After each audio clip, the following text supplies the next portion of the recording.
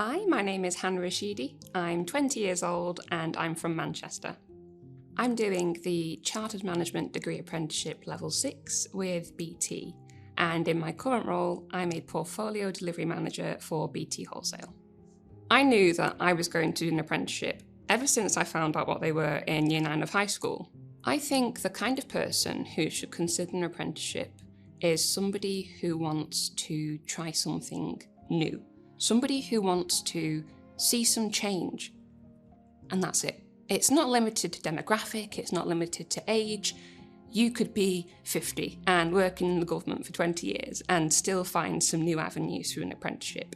You could be fresh out of high school, you could be fresh out of college. You could be on your gap year considering something new. You want change, you want to try something and you're willing to put the effort in.